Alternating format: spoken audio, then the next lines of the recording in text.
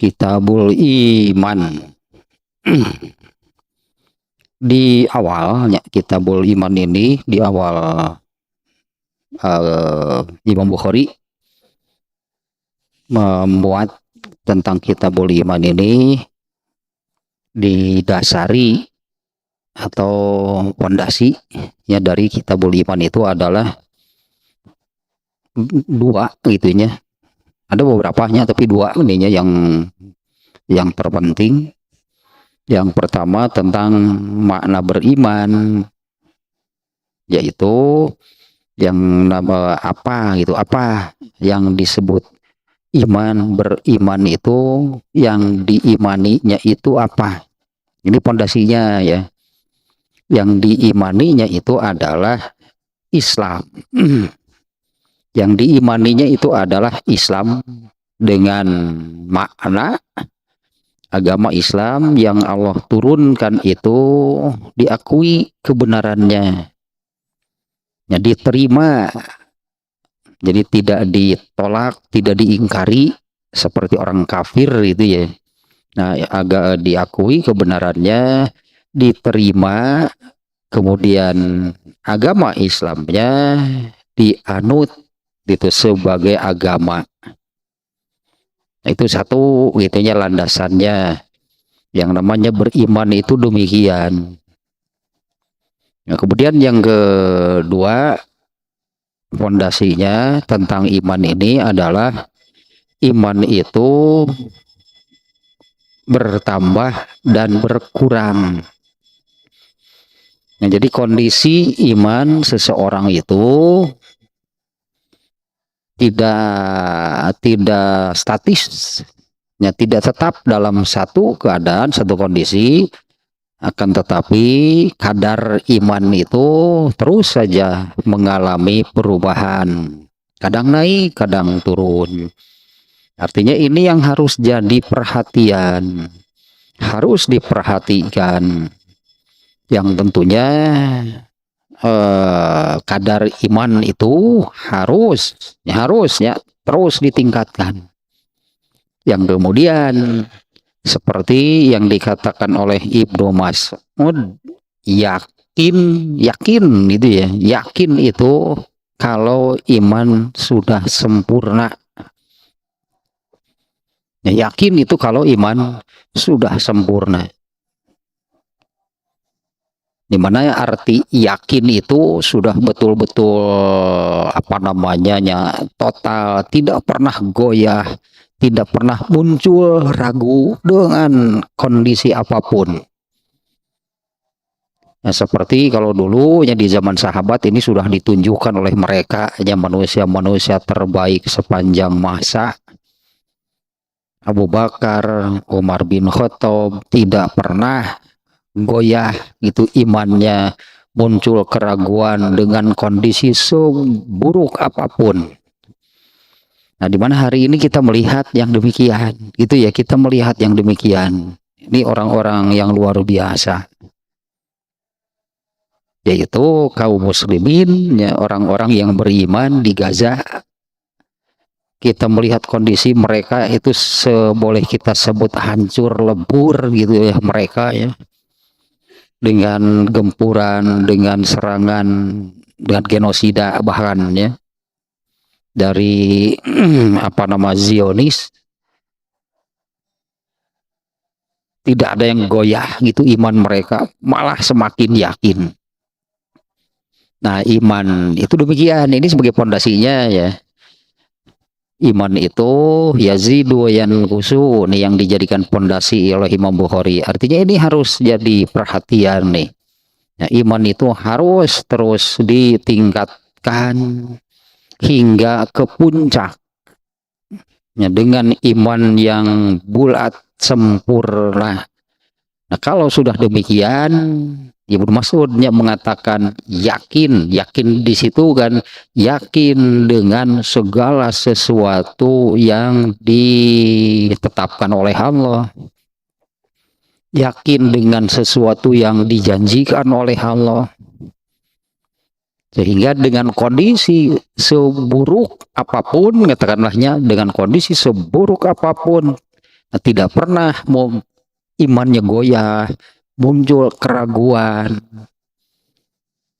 apalagi sampai menyalahkan Allah, justru malah semakin, ya karena sudah bulatnya imannya, sudah bulat, sudah sempurna gitu ya. Demikian maka benar-benar yakin dengan segala ketetapan Allah, dengan segala kondisinya, itu kalau saya katakan imannya tidak pernah goyah, imannya tidak pernah terganggu, imannya tidak pernah berkurang lagi. Nah, itu sebagai pondasinya ya. Harus nih ya, semuanya harus. Karena yakin itu baru bisa diraih, bisa didapatkan oleh seseorang apabila iman itu sudah sempurna. Nah, sekarang ini bab keempat. Nah, di mana bab kemarin, bab ketiga tentang syu'abul iman, atau Imam Bukhari menyebutnya umurul iman.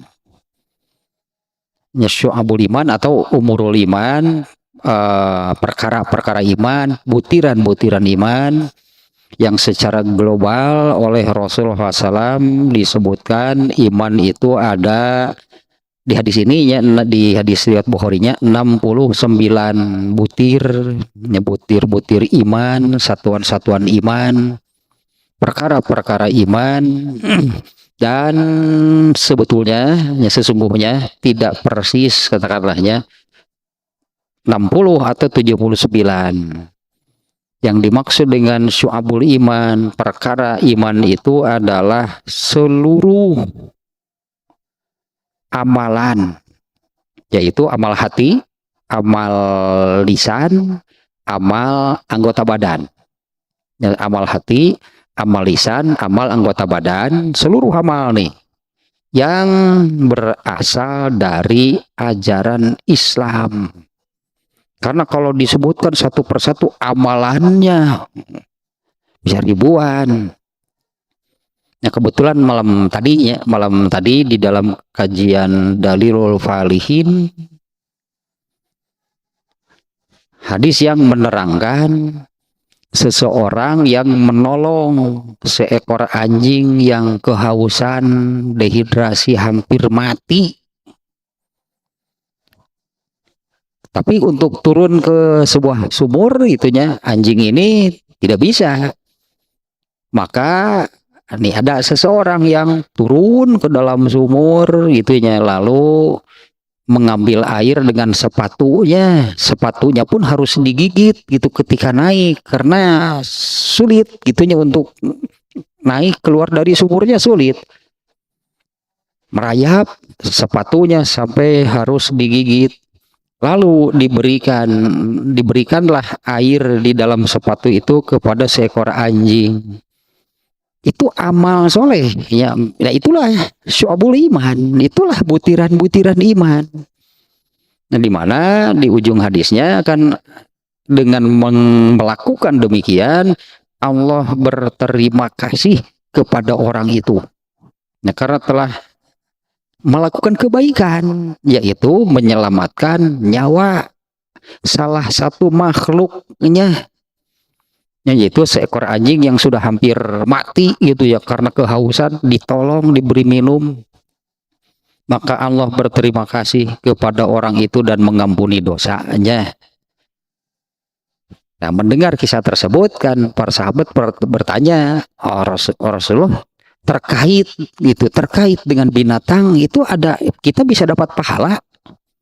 Itulahnya, apa kita bisa dapat pahala itu dengan melalui atau terkait dengan binatang? Rasulullah menjawab, untuk kebaikan yang dilakukan terhadap semua makhluk hidup itu ada pahalanya. Nah, tentunya kan yang dilakukannya apa? Wah, itu sangat banyak, berarti kalau yang dilakukannya bisa banyak. Jadi kesimpulannya ya dari bab yang ketiga yaitu semua amalan itu yang diajarkan oleh Islam itu pasti Harus, bukan pasti. Harusnya dalam pengamalannya itu karena beriman kepada ajaran Islam. Ya semua amalan gitunya yang diajarkan oleh Islam dan dikerjakannya itu seperti dasar dari yang dasar tadinya dari yang namanya beriman itu kan mengimani agama Islam. Nah, maka itu semuanya jadi bagian dari iman. Semua amalannya yang diajarkan oleh agama Islam mengerjakannya kan karena beriman kepada ajaran Islam, kepada agama Islam. Nah, itulah yang disebut syu'abul iman. Itulah butiran-butiran iman. Nah, gitu demikianlahnya kesimpulannya, maknanya bahwa semua amal soleh sebutannya, semua amal soleh bahkan kebaikan melakukan sesuatu terhadap seluruh makhluk hidup. Contohnya yang di hadis tadi itu ya, terhadap seekor anjing. Nah, semua amalan. Nah, amalan itu ada 3 tadinya, ada amalan hati, ada amalan lisan, ada amalan anggota badan.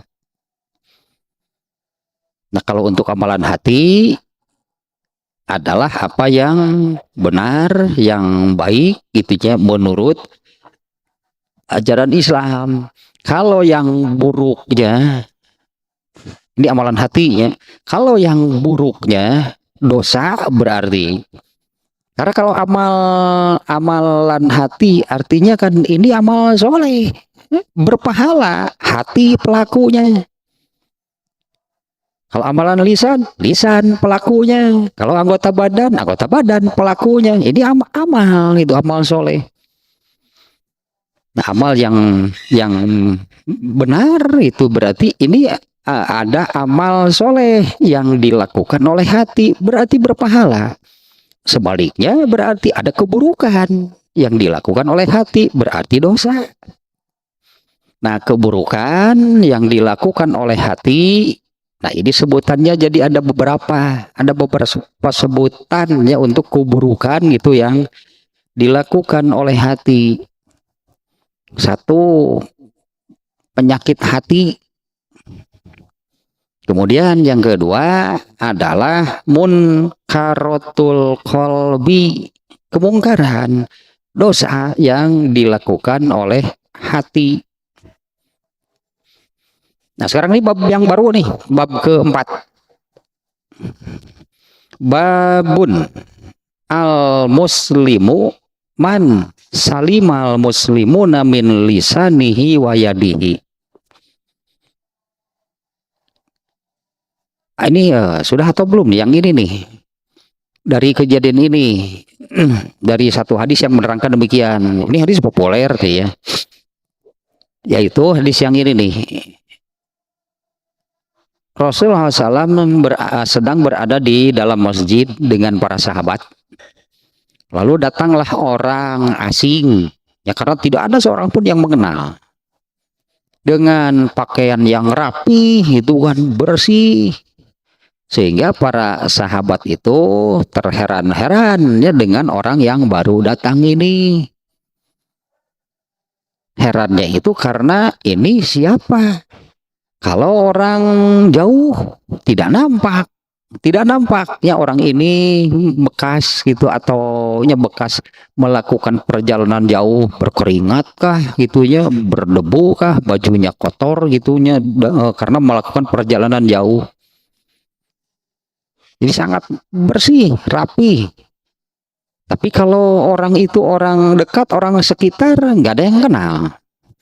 Dan begitu datang, masuk, melewati para sahabat yang duduk gitunya menghadap Rasulullah. Orang ini datang dari belakang melewati para sahabat, duduk langsung berhadapan dengan Rasulullah, bahkan dengkul. Benar dengkul gitu. Apa sih bahasa Indonesia tuh deh? Bisi dengkulmu tapi sih gitu bisi bisi bukan bahasa itunya. Dengkulnya itu ditempelkan ke dengkul Rasulullah lalu menepuk paha Rasulullah Iman itu apa? Islam itu apa? Nah, ini ditanyakan dua. Iman itu apa? Islam itu apa? Ihsan itu apa?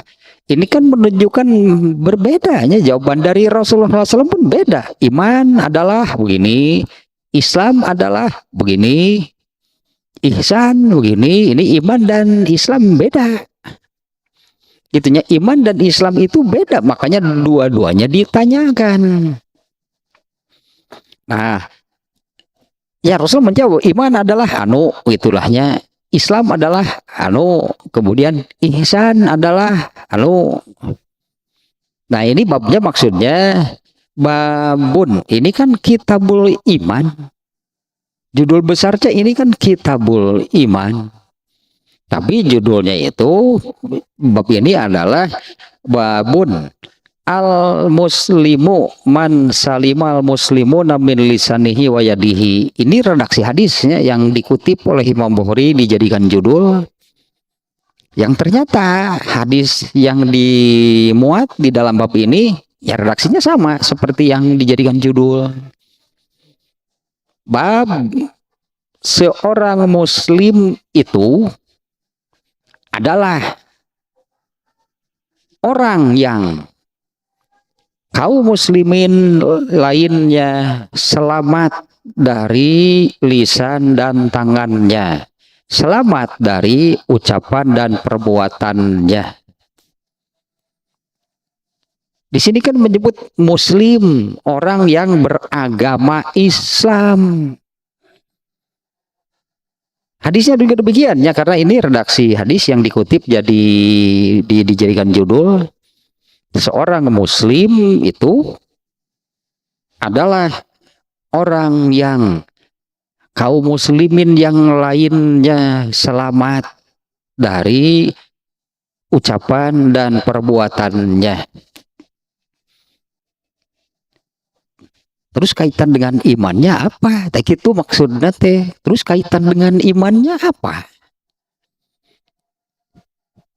Yang ternyata kan di dalam hadis, makanya barusan saya sampaikan ya, ketika Rasul ditanya iman itu apa, ya Rasulullah menyebutkan iman itu adalah kamu beriman kepada Allah. Ternyata jawaban dari Rasulullah SAW itu rukunnya, yang kemudian dikenal dengan sebutan rukun iman. Beriman itu adalah kamu beriman kepada Allah, kitabnya, rasulnya, malaikatnya, gitu ya, hari akhir, dan qada dan qadar. Kemudian Islam itu apa? Rasulullah SAW pun menjawab dengan menyebutkan rukun Islam. Islam itu adalah kamu bersyahadat, sholat, zakat, saum, haji. Nah, ada perbedaan kan, makanya oleh orang ini dua-duanya ditanyakan iman itu apa, Islam itu apa. Ternyata Rasulullah kan menjawab dengan rukunnya.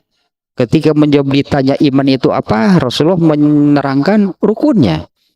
Iman itu adalah kamu beriman kepada Allah, kitabnya, rasulnya. Kemudian Islam itu apa? Rasulullah SAW menyebutkan jawabannya dengan rukunnya. Syahadat, sholat, zakat, dan sebagainya.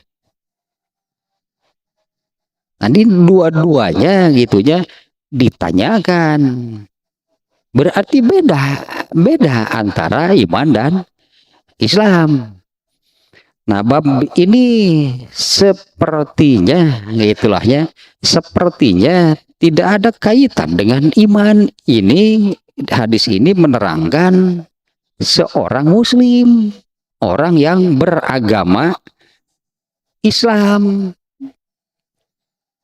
Kita baca dulu nih hadisnya nih ya. Kita baca dulu hadis. Sebetulnya sama isinya dengan bukan sama, dengan judul. Nah, hadisnya kita baca dulu nih. An Abdillah ibni Amrin radhiyallahu anhuma anin Nabi sallallahu alaihi wasallam qala al muslimu man salimal muslimuna min lisanihi wa yadihi. Itu persis nih ya redaksi ini nih yang dikutip jadi dijadikan judul. Wal muhajiru man hajaro ma nahallahu anhu. Dan dan muhajirin, muhajirin itu adalah orang yang menjauhi apa yang dilarang oleh Allah. Nah, redaksi ini demikian ya, dari Abdullah bin Amr, semoga Allah meridhoi keduanya, dari Nabi Shallallahu Alaihi Wasallam. Iya, beliau bersabda, seorang Muslim itu adalah orang yang kaum muslimin lainnya selamat dari gangguan lahnya, dari gangguan lisan dan tangannya, atau selamat dari ucapan dan perbuatannya. Dan seorang muhajirin itu adalah orang yang menjauhi apa yang dilarang oleh Allah. Nah, demikiannya redaksi hadisnya. Nah, ini yang harus, ini kaitan dengan imannya di mana? Ya, karena ini adalah Kitabul Iman. Imam Bukhari ini kan judul besarnya ini adalah Kitabul Iman. Artinya semua bab, semua hadis gitu yang dibuat, babnya yang dibuat oleh Imam Bukhari, dan hadis-hadis yang muat di dalamnya ini berarti dalam bingkai, dalam frame gitunya tentang iman. Nah, ini yang harus ditemukan dengan pertanyaan barusan. Hadis ini kaitan dengan imannya bagaimana? Dengan redaksi yang demikian, seorang muslim itu adalah, itulahnya, seorang muslim itu adalah orang yang kaum muslimin yang lainnya itu selamat dari gangguan ucapan dan perbuatannya. Nah, kaitan dengan imannya kita sebelah mana, bagaimana? Sebetulnya jadi mudah ya, jadi mudah sebetulnya, bisa ditemukan dengan penjelasan di awal tadi oleh Imam Bukhari. Untuk Kitabul Iman ini sudah diberi pondasi, jangan lepas nih dari pondasi yang ini. Yang disebut beriman itu adalah mengakui, menerima, itulahnya mengakui dan menerima kebenaran agama Islam. Nah, sekarang ini seorang muslim adalah, seorang muslim itu orang yang bagaimana? Dengan penjelasan tadi, kalau seorang muslim artinya orang yang beragama Islam adalah orang yang mengakui, berarti kebenaran agama Islam, menerima agama Islam dan menganutnya, gitunya, menjadi agamanya. Nah, dengan urutan bab sebelumnya kan bab ketiga tentang syu'abul iman, umurul iman, butiran-butiran iman tadilahnya. Nah, yang dimaksud adalah, sekali lagi biar memang ada kaitan ya dengan bab sekarang. Di dalam bab ketiga, di bab sebelumnya Imam Bukhari kan babnya adalah umurul iman, yang ternyata kesimpulannya kan, kalau harus menyebut satu persatu itu amal soleh itu apa saja, pasti terlalu banyak. Makanya kesimpulannya yang disebut butiran-butiran iman, satuan-satuan iman itu adalah seluruh amalan yang datang atau dari ajaran Islam. Bagi orang yang sudah mengakui dan menerima benarnya agama Islam, maka ketika melakukan apa yang diajarkan oleh Islam itu, ya haruslah karena dia mengimaninya, karena mengakui kebenarannya, menerima kebenarannya, maka ajaran Islamnya itu kan diterima. Sehingga ketika mengamalkannya itu tidak boleh, tidak terkait, tidak boleh lepas dari keimanan yang ada di dalam dirinya, yaitu mengimani kebenaran agama Islam. Nah, ini kan seorang muslim itu artinya orang yang beragama Islam, berarti kan orang yang beriman. Seorang muslim itu kan orang yang beriman pasti. Tak kaitan nanti. Seorang muslim itu kan pasti beriman kan, maka kenapa dia beragama Islam? Artinya kan kenapa dia beragama Islam? Ini kan muslim itu kan, kalau dalam bahasa Arab kan, muslim itu adalah orang yang beragama Islam. Nah, kenapa seseorang beragama Islam? Orang yang beragama Islam itu semestinya, seharusnya dia kenapa sih beragama Islam? Karena mengakui kebenaran agama Islam. Dia mengakui kebenaran agama Islam, menerima itu agama Islam yang Allah turunkan, ya, sehingga dianutlah Islam itu menjadi agamanya. Nah, orang yang demikian itu disebutnya berarti dia ini orang Islam. Nah, kaitan dengan imannya itu demikian. Ya, di sini kan tidak menyebut-nyebut iman kan di hadis ini. Jadi seorang muslim itu adalah iman itu berarti sudah otomatis ada di dalamnya apabila seseorang itu dikatakan dia seorang muslim, orang yang beragama Islam. Nah, orang yang beragama Islam itu orang yang bagaimana? Pasti beriman terhadap ajaran Islam, yaitu mengakui dan menerima kebenaran agama Islam. Nah, orang yang demikian adalah orang yang seperti ini. Nah, ini diantara yang diajarkan oleh Islam. Nah, karena seorang muslim itu artinya kan orang yang mengakui dan menerima kebenaran agama Islam.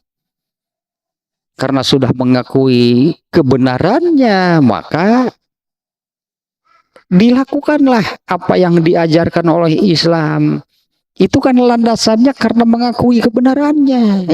Iman gitu namanya. Nah, yang apa namanya? Jadi seseorang beragama Islam itu harus demikian. Tidak boleh, berartinya tidak boleh seseorang itu beragama Islam karena ikut-ikutan tanpa mengerti kenapa harus beragama Islam. Ya, kenapa harus beragama Islam? Ya, mestinya kan seseorang menganut agama Islam itu karena dia mengakui kebenaran agama Islam. Jadi aneh kan kalau ada orang Islam yang menolak, meskipun tidak seluruhnya ya. Aneh sebetulnya gitu kan kalau ada orang Islam yang menolak sebagian apa yang diajarkan oleh Islam. Ini contoh nih yang banyak terjadi. Contoh yang banyak terjadi ini adalah ketika terjadi pembagian waris, bukan ketentuan Islam yang dijalankannya, ditolak gitulahnya pembagian waris menurut ajaran Islam. Dibagikanlah waris itu berdasarkan pikiran mereka, pikiran para ahli waris. Jadi ini beriman atau enggak gitu kan, beriman ya. Nah, ada ayat yang demikian ya, ada ayat yang menerangkan demikian. Janganlah kamu menjadi orang yang beriman terhadap sebagian dan tidak beriman terhadap sebagian yang lain. Artinya yang dari Islam itunya sebagian diterima, sebagian ditolak. Ada juga ayat yang maknanya kurang lebih, janganlah kamu menjadi orang yang beriman di pagi hari lalu kufur di sore hari. Ya, artinya menerima di pagi hari, dia menerima yang dari Islam, sore hari Dia menolak, mengingkari yang dari Islam. Nah, mestinya seorang muslim itu artinya demikian ya, yang lamanya seorang muslim yang menganut agama Islam itu karena beriman terhadap ajaran Islam, dengan mana seperti tadinya yang ini dijadikan pondasi nih oleh Imam Al-Bukhari. Seperti itulah yang namanya beriman. Artinya kan tidak boleh, hanya tidak boleh muncul penolakan, penentangan, tidak menerima apapun yang diajarkan, apapun yang ditetapkan oleh Allah melalui atau di dalam ajaran Islam ini, tidak boleh ada yang ditolak, tidak diterima, tidak setuju. Di antaranya kan banyaknya orang Islam ingin demikian, berarti dia tidak setuju itu dengan pembagian waris yang ditetapkan oleh Islam, ditolak. Lalu ya dibagilah dengan berdasarkannya pembagian berdasarkan bukan ajaran Islam. Ya paling pikiran mereka sendiri. Nah, banyak hal-hal yang orang Islam itu tidak mau mengakui, menolak, mengingkari. Di antaranya kan hukum kisos, hukum had itu di dalam Islam itu banyak yang ditolak oleh banyak orang Islamnya yang menolak ketetapan Allah tersebut. Kisos tidak diterima sehingga tidak dijalankan. Kemudian hukum had gitu kan tidak diterima sehingga ya tidak dijalankanlah oleh pengadilan-pengadilan yang hakimnya muslim, jaksanya muslim, penuntutnya muslim, terdakwanya muslim, terdakwanya muslim juga. Tapi kenapa pengadilannya itu bukan dengan hukum yang Allah tetapkan? Nah, kembali lagi ke sini, ininya itu sebagai apa namanya dasarnya ya. Ini bab ini ya tidak menyebut-nyebut iman, itu malah menyebut-nyebut Islam. Sebab seorang muslim adalah, nah dari situ kan berarti sudah ketahuan kaitan dengan imannya apa. Seorang muslim itu kan adalah orang yang beragama Islam. Kenapa dia sampai menganut agama Islam? Yang menganut agama Islam itu harus karena mengakui kebenaran agama Islam, menerima kebenaran agama Islam, sehingga dianutlah menjadi agamanya. Itulah ini kaitan dengan ini bab iman gitu kan, tapi tidak menyebut-nyebut iman sama sekali di hadis ini, pada babnya ataupun di hadisnya ya. Karena antara bab dan hadis di sini Imam Bukhari membuat judulnya kutipan hadis yang ada di dalam bab ini. Nah sekarang ini penjelasannya dari Ibnu Hajar Al-Asqalani lebih mendalam lagi nih. Al-muslimu, alah ini harus apa namanya dari segi tata bahasanya. Al-muslimu di situ pakai alif lam ya, al-muslimu. Kalau tanpa alif lam ya muslimun gitunya biasanya, bukan biasanya. Kalau tanpa alif lam berarti menurut tata bahasa Arab pakai tanwin muslimun. Di sini pakai alif lam. Nah, sementara alif lam ya di dalam bahasa Arab itu ada beberapa. Nah, di sini alif lamnya itu alif lam apa? Al alifu wal lamu fihi lil kamal. Alif lam di sini maknanya alif lam yang menunjukkan kesempurnaan. Nah, maknanya di sini dinamanya ya alif lam lil kamal, yang maknanya menunjukkan kesempurnaan.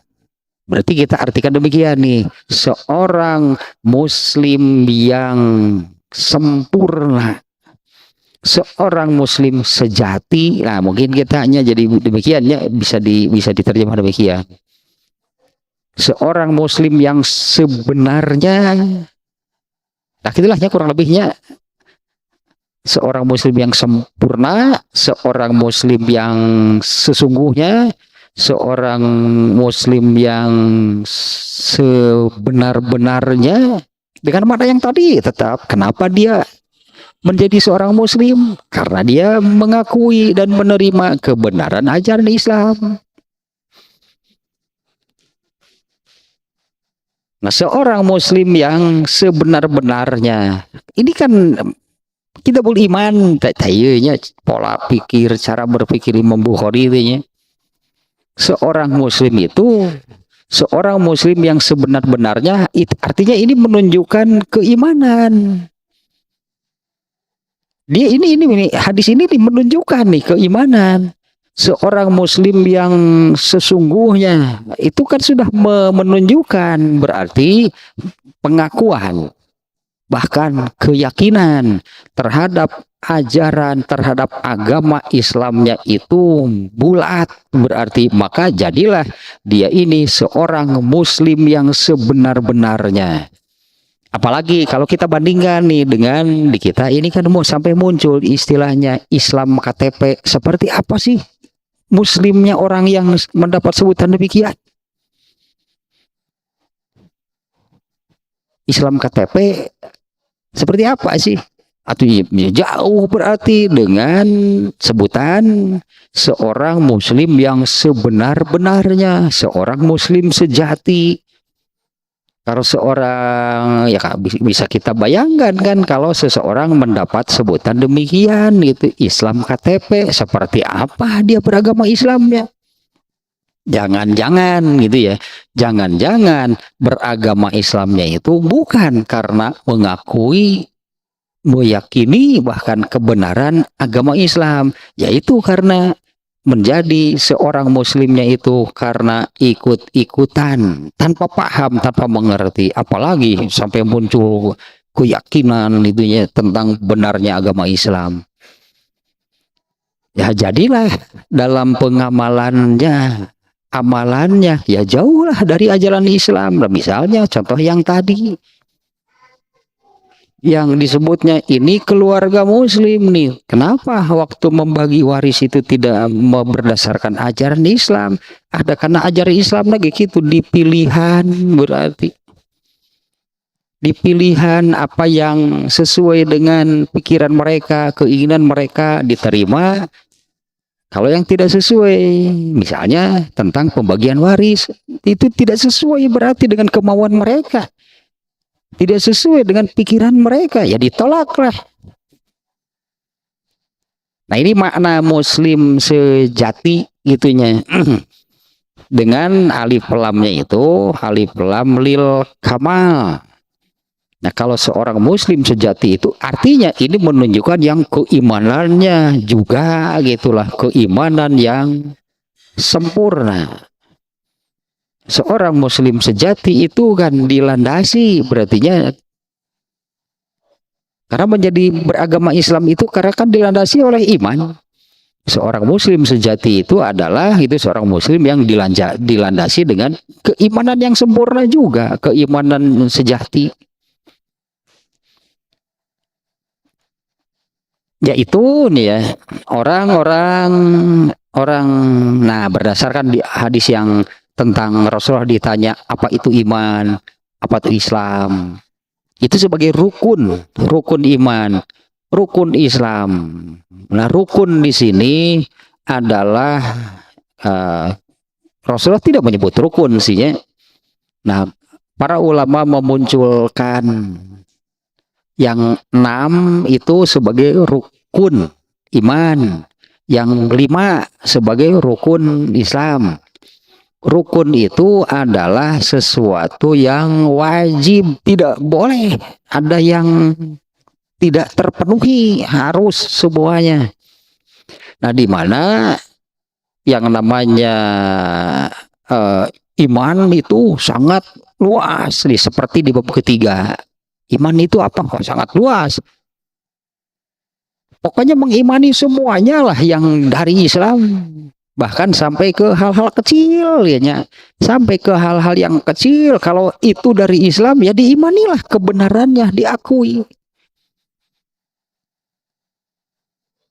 Tidak akan ada komentar misalnya yang ini nih.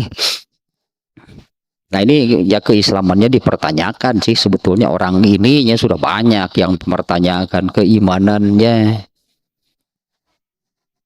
Ada nih seseorang yang dipertanyakan keimanannya ya, yang apa namanya, entah di KTP-nya Muslim mungkin ya, yaitu mungkin sebutan Islam KTP. Ini ada orang yang mengatakan, kenapa Allah itu harus seolah-olah Allah itu nggak ada kerjaan? Kenapa Allah itu harus sampai mengatur manusia soal makan?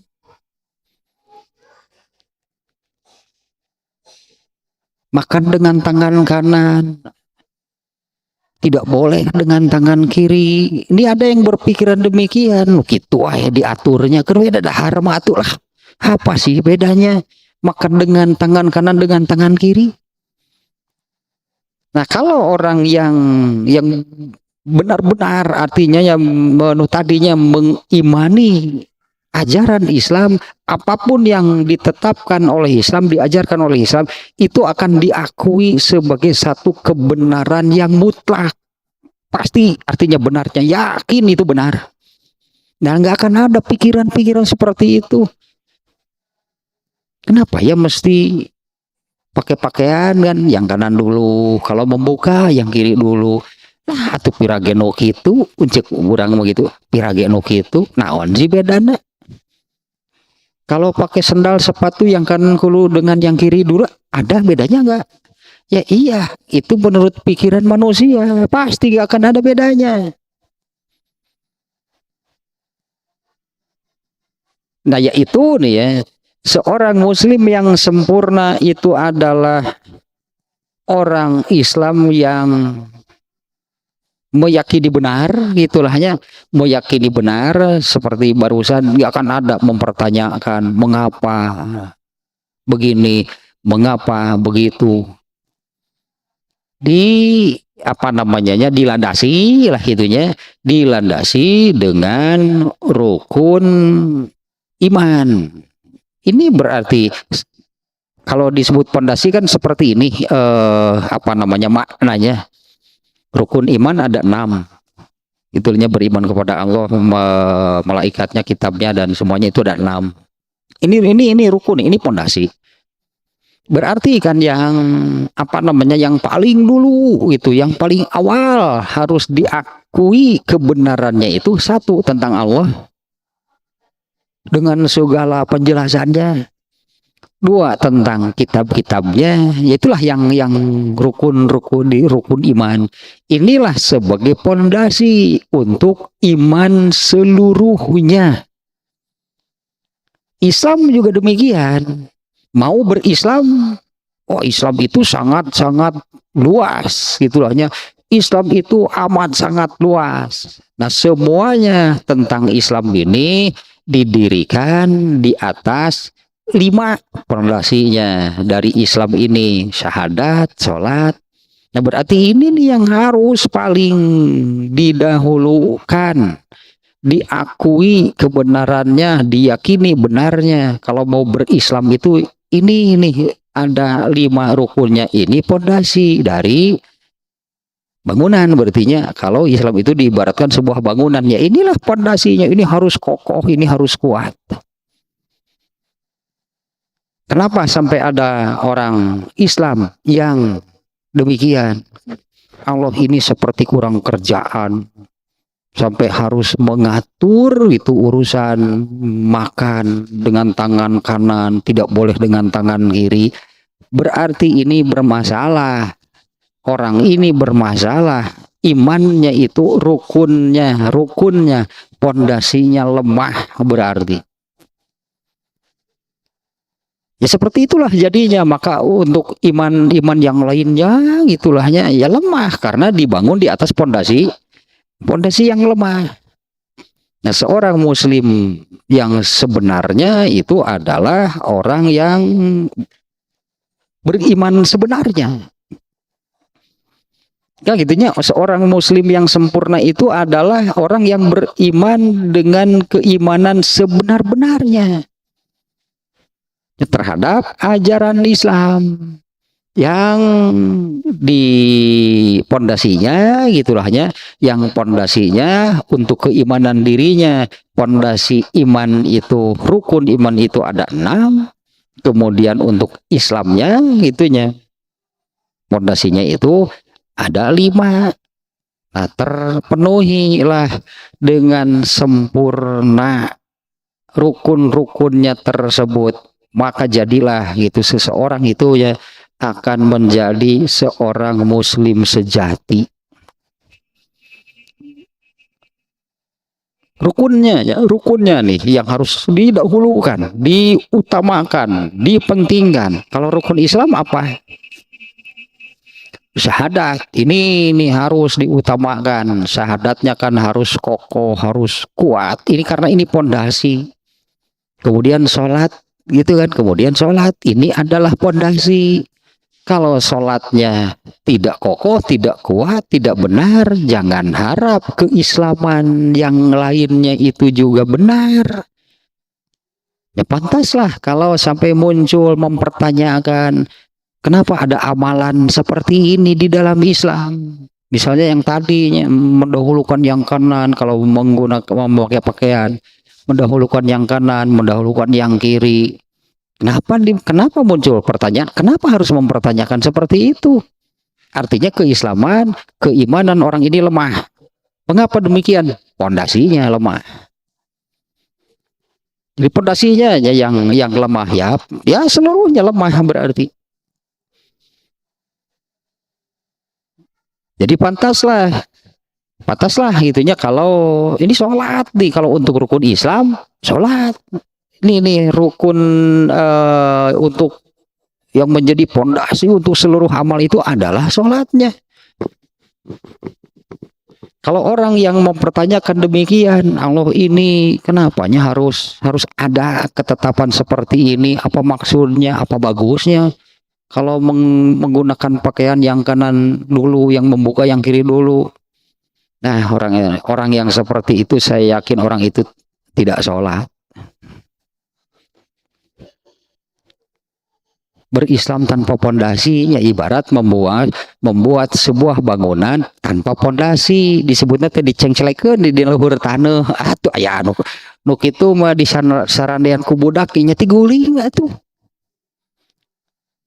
Jadi di sarandean ku budak nya ti guling, sebuah bangunan tanpa pondasi ya pasti akan mudah rubuh, akan mudah runtuh, akan mudah hancur. Saya tetap berislam, beriman dengan pondasi yang lemah, berislam dengan pondasi yang lemah, ya seperti itulah jadinya. Bukannya diyakini kebenarannya lalu ditaati dan diamalkan, malah terus saja mempertanyakan kenapa begini, kenapa begitu. Jadi tungtung nanti pada itu edek mal gitu beragama Islam teh kan gitunya tungtung nanti edek mal beragama Islam teh. Ya itu yang tadi itunya yang oleh Allah ini kamu jangan menjadi orang yang beriman di pagi hari kemudian kufur sore hari. Janganlah kamu menjadi orang yang beriman terhadap sebagian tapi kufur terhadap sebagian yang lain. Nah, karena ini nih pondasinya. Nah, ini penjelasan dari sininya, seorang muslim yang sempurna itu adalah seorang muslim yang dibangun itu di atas rukun-rukunnya yang kuat, rukun-rukunnya yang kokoh, rukun imannya, rukun Islamnya bermasalah dari rukunnya pasti bermasalah ke hal-hal yang lainnya.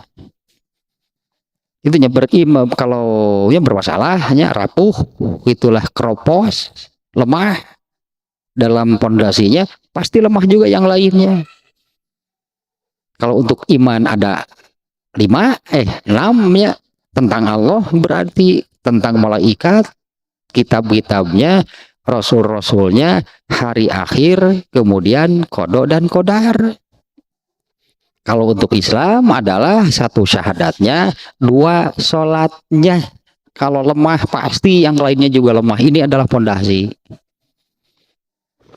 Kalau zakat ini pondasi untuk ibadah maliyah, ya, ibadah yang terkait dengan harta. Tapi sholat ini adalah pondasi untuk seluruhnya, termasuk zakat juga pondasinya adalah sholat. Ya kalau sholat ini pondasi untuk seluruhnya, ya zakatnya, ya saumnya, ya hajinya, dan yang lainnya. Nah kemudian berikutnya nih, Imam Al-Khattabi menjelaskan tentang apa itu muslim lah gitunya. Abdulul muslimina man jama'a ila adai hukukillahi wa adai hukukil muslimin. Imam Al-Khattabi ini mengatakan seorang muslim yang terbaik, nah gitulahnya mungkinnya, seorang muslim terbaik adalah orang yang menjamak atau mengumpulkan, artinya melakukan dua-duanya, yaitu jadi sebutannya di sini hukukullah, menunaikan hak Allah, ada hukukil muslimin, dan menunaikan hak-hak kaum muslimin. Nah, seorang muslim terbaik itu adalah orang yang menunaikan hak-hak Allah dan hak-hak kaum muslimin. Nah maknanya jadi seperti ini. Menunaikan hak kaum muslimin itu juga kan atas perintah Allah kan.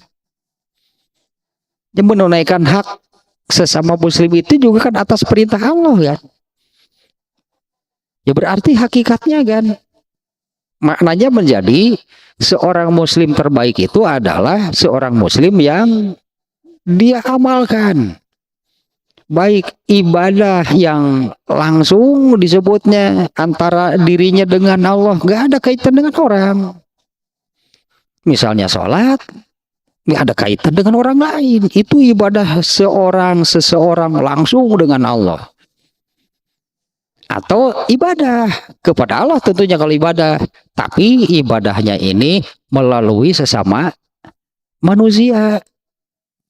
Ya, ibadahnya ini melalui sesama manusia. Misalnya sodakoh. Kita sodakoh kan bukan langsung ke Allah. Tapi sodakoh itu adalah ibadah kepada Allah. Tapi melaksanakan sodakoh itu kan melalui sesama manusia. Atau menolong orang lain. Berbicara misalnya yang baik kepada orang lain, bicaranya dengan manusia, tapi kan ibadah itu kepada Allah. Atau seseorang itu berjanji kepada orang lain, lalu dia penuhi janjinya, itu diberi pahala oleh Allah. Betul, dia ini perjanjiannya dengan sesama manusia, tapi janji itu urusannya dengan Allah, bukan dengan sesama manusia sebetulnya. Sehingga kalau seseorang melanggar janji, Allah tetapkan sebagai suatu dosa. Nah, seorang muslim ini Imam Khattabi demikiannya, seorang muslim terbaik itu adalah seorang muslim yang melakukan dua-duanya. Kalau di sini Imam Al-Khattabi menyebutkan orang yang menunaikan hak-hak Allah dan menunaikan hak-hak kaum muslimin. Sehingga kan orang-orang yang demikian ya, orang yang menunaikan hak kaum muslimin, dia tidak akan menyakiti orang lain, justru dia penuhi hak orang lain. Nah, di antaranya nih yang disebutkan ya di dalam hadis Muslim, karena Imam Al-Khattabi mengatakan demikian tadinya, seorang muslim itu sejati itu adalah seorang muslim yang dia menunaikan hak Allah, dia menunaikan hak sesama kaum muslimin. Nah, sehingga kalau seseorang itu menunaikan hak kaum muslimin, dia tidak akan menyakiti kaum muslimin. Ya, kalau seseorang itu menunaikan, memberikan, menyampaikan hak kaum muslimin, orang ini tidak akan menyakiti kaum muslimin. Nah, adapun terkait haknya gitunya, hak kaum muslimin, ini ya, di sini populer juga nih. Sebentar nih hadisnya yang ini.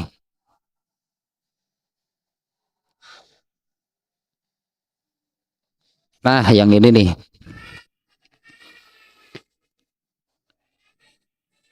An Abi Hurairah radhiyallahu anhu qala Rasulullah sallallahu alaihi wasallam hakul muslimi alal muslimi sittun. Kila mahunna ya Rasulullah qala iza laqitahu fasallim alaihi wa iza da'aka fa'ajibhu wa iza stansahaka fansah lahu wa iza atasa fahamidallaha fasammithu wa iza maridu fa'udhu wa iza mata fattabi'hu. Dari Abu Hurairah, semoga Allah meridhoinya, ia berkata, Rasulullah Shallallahu Alaihi Wasallam bersabda, hak seorang muslim terhadap muslim lainnya ada 6. Kemudian para sahabat bertanya, apa saja wahai Rasulullah yang 6 perkara itu? Beliau menjawab, bila engkau bertemu dengannya, ucapkanlah salam. Nah, bila bertemu, ucapkanlah salam. 2, apabila mengundangmu, maka penuhilah undangannya. 3, bila minta nasihat, maka berilah. Ya, apabila minta nasihat, maka nasihatilah. 4, bila bersin, lalu mengucapkan alhamdulillah, maka jawab. Nah, gitu ya terjemahnya. Maka jawablah ucapan alhamdulillahnya. Dalam hal ini ya, apabila ada yang bersin lalu mengucapkan alhamdulillah, jangan ditambah rabbil alamin ya. Tahmid setelah bersin itu alhamdulillah, tidak ditambah rabbil alamin, karena bukan sedang membaca ayat. Ini bukan sedang membaca ayat Al-Fatihah. Ya, kalau bersin itunya bersin alhamdulillah.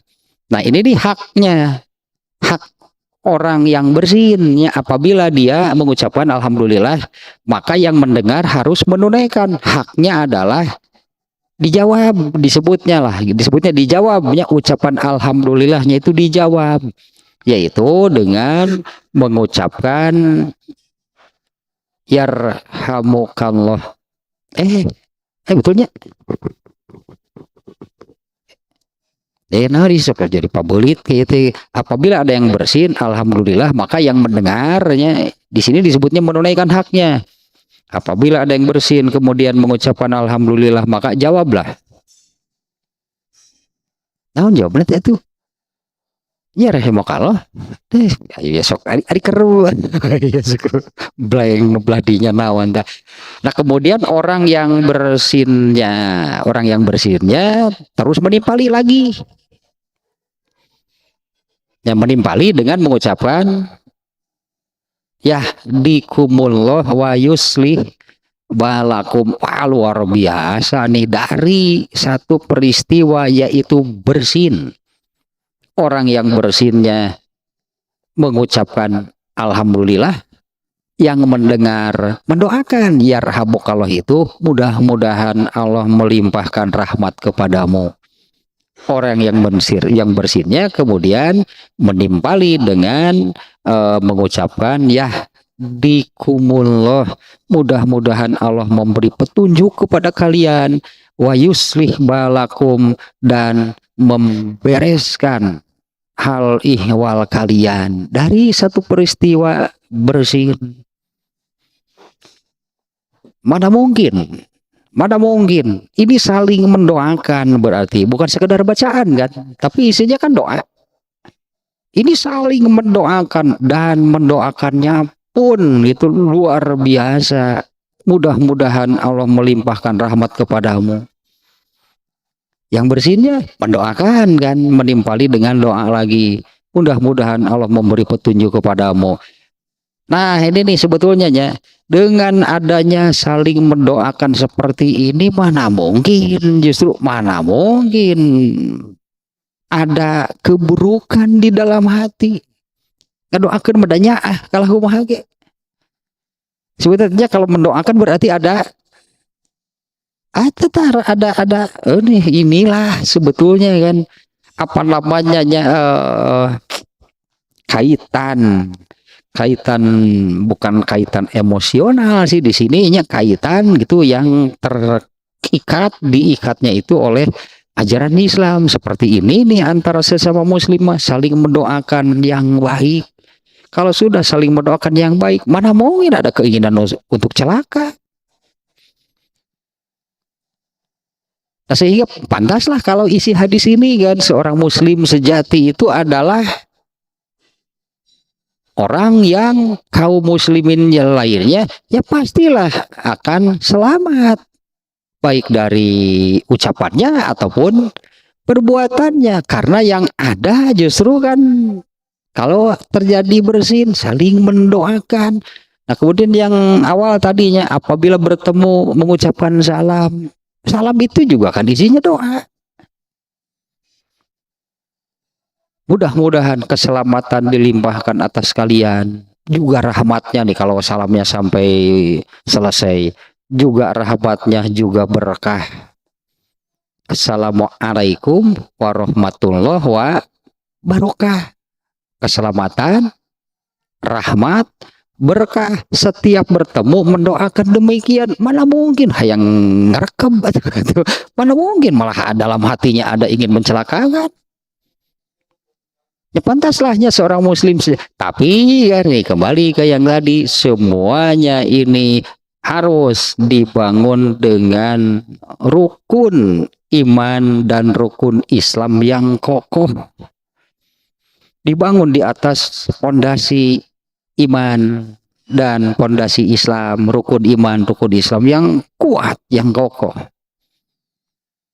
Itu yang 6-nya ya, tentang 6 dan yang 5 tadi nih. Ini kita lanjutkan hadis ini ya, riwayat Muslim nih, hadisnya riwayat Muslim.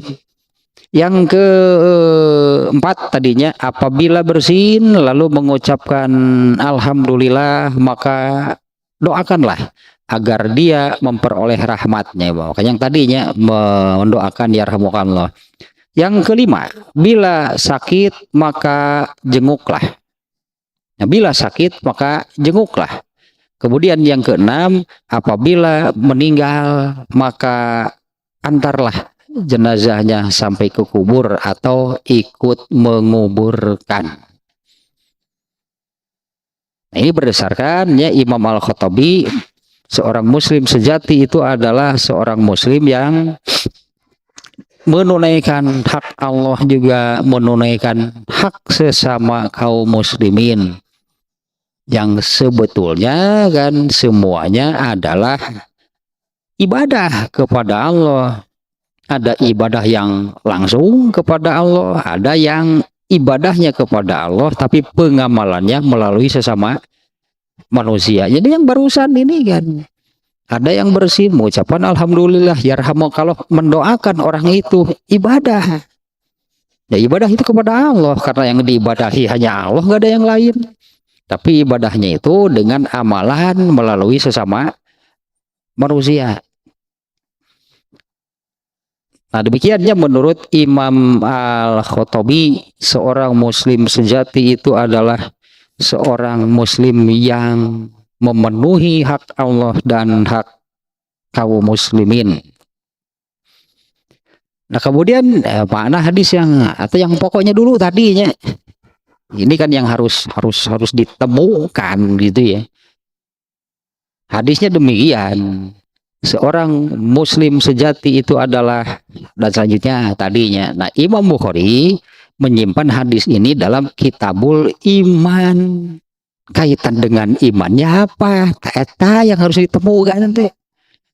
Kaitan dengan imannya apa? Di mana hadis seperti ini? Kaitan dengan iman. Karena ini judul besarnya kan kitabul iman. Itulah tadinya yang sudah saya jelaskan. Apabila seorang muslim, mana mungkin, tapi ayah sih, ternyata mana mungkin seseorang menjadi muslim, seseorang menganut agama Islam tanpa mengimani, mengakui dan menerima kebenaran ajaran Islam. Ada nggak yang demikian? Ayah Islam KTP. Maka kerjaannya itu hanya terus saja mengkritisi Islam.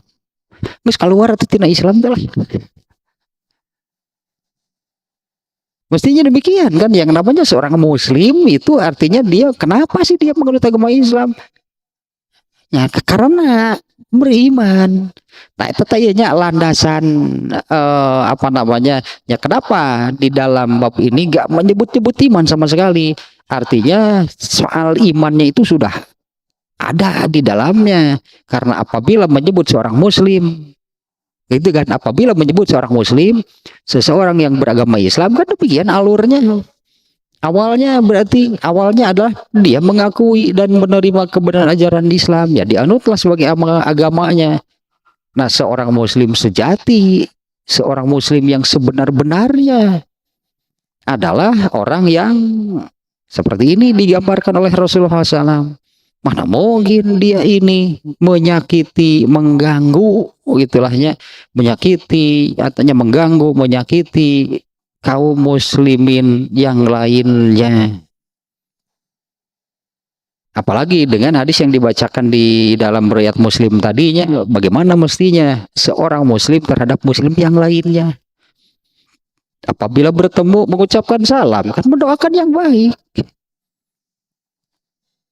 Jadi ketika mengucapkan salam ketika mengucapkan salam itu sebetulnya harus dari hati yang tulus mendoakan. Ketika mengucapkan salam itu demikian ya, karena di doa artinya harus dari hati yang tulus, betul-betul mendoakan. Assalamualaikum, mudah-mudahan keselamatan dilimpahkan atas kamu. Warahmatullahi juga rahmatnya, wabarakatuhu juga rahmatnya. Nah, mana mungkin orang yang mendoakan demikian kepada saudaranya, di dalam hatinya itu ada keinginan untuk yang tadi tanya mengganggu, mencelakakan sesamanya.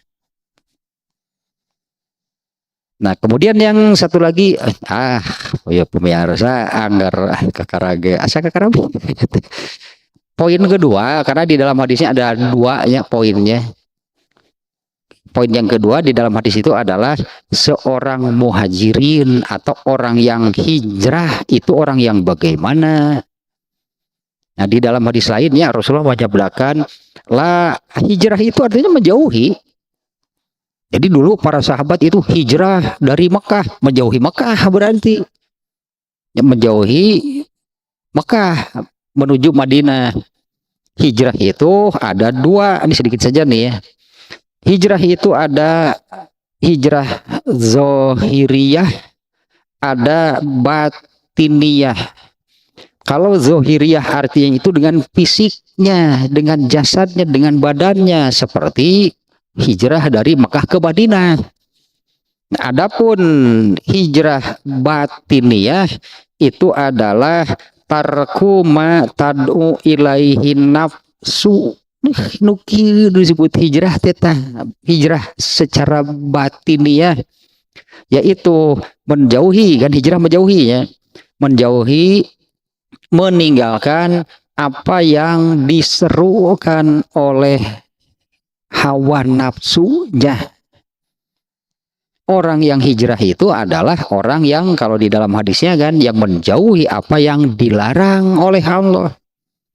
Muhajirin, orang yang hijrah itu adalah apa yang menjauhi apa yang dilarang oleh Allah. Kalau dulu Rasulullah SAW dan para sahabat zohiriyahnya pun dilakukan, yaitu menjauhi Mekah menuju Madinah. Kalau untuk hijrah meninggalkan Mekah dan Madinah, begitu kota Mekahnya dikuasai, maka Rasulullah menyabdakan la hijrata ba'dal fathi, nggak ada lagi hijrah meninggalkan kota Mekah setelah Mekahnya dikuasai oleh kaum muslimin, nggak ada lagi hijrah dari Mekah ke Madinah. Nah, adapun kalau sekarang berlaku nggak hijrah zohiriyah dengan fisiknya? Masih berlaku apabila meninggalkan satu daerah yang di situ sudah apa namanya masif lah keburukannya, pindah karena menjauhi keburukan yang terjadi di tempat tersebut. Atau secara umum ini isinya hijrah itu adalah menjauhi apa yang dilarang oleh Allah. Penjelasannya adalah tarku matadu ilaihi nafsu. Hijrah itu adalah menjauhi apa yang diserukan oleh hawa nafsunya dan setan. Nah, orang yang hijrah itu adalah orang yang menjauhi seruan hawa nafsunya dan seruan setan.